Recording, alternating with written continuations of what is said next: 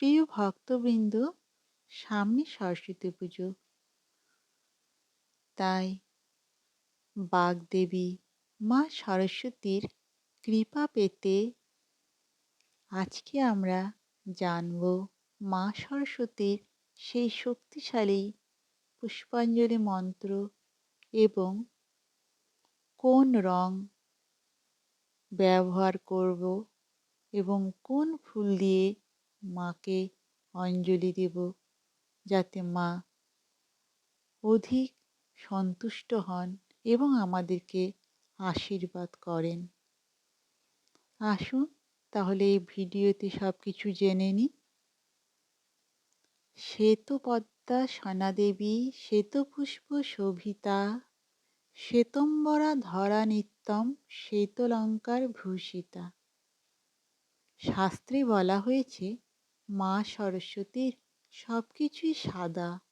তিনি সাদা পদ্মে বসে থাকেন, তিনি শ্বেতবস্ত্র পরিধান করেন এবং গলায় তার সাদা মালা, এমনকি তার সমস্ত অলঙ্কারগুলিও সাদা। তাই যদি আমরা সেদিন সাদা রঙের পোশাক পরে মাকে পুষ্পাঞ্জলি দিই, তাহলে মা সন্তুষ্ট হবেন এবং খুশি হবেন।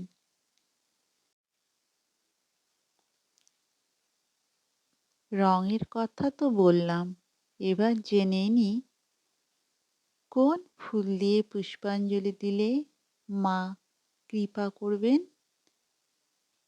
সেই ফুলগুলো হলো পলাশ ফুল, অপরাজিতা ফুল ও দূর্বা। মাকে এই ফুলগুলি ও দূর্বা দিয়ে পুষ্পাঞ্জলি দেবেন 3 বার।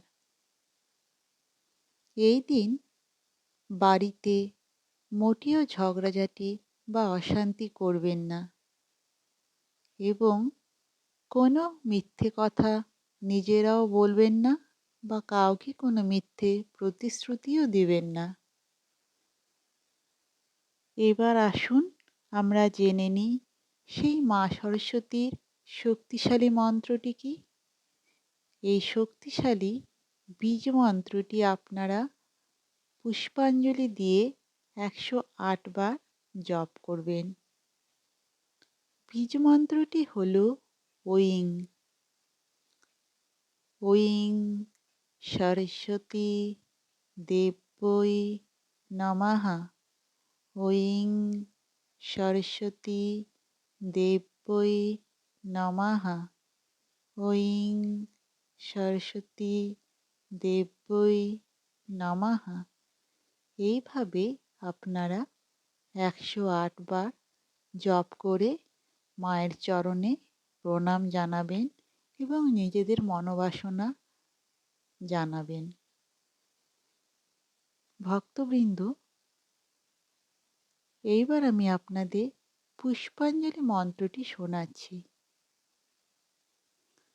জয় জয় দেবী চরাচর সারে কুচযুগ শোভিত মুক্তাহারে বীণা রঞ্জিত পুস্তক হস্তে ভগবতী ভারতী দেবী নমস্তুতে।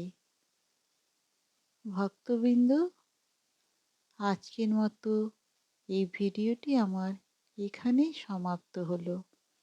যদি আপনাদের ভালো লেগে থাকে তাহলে দয়া করে আমার ভিডিওটিকে লাইক, কমেন্ট ও সাবস্ক্রাইব করবেন এবং শেয়ার করবেন। নমস্কার।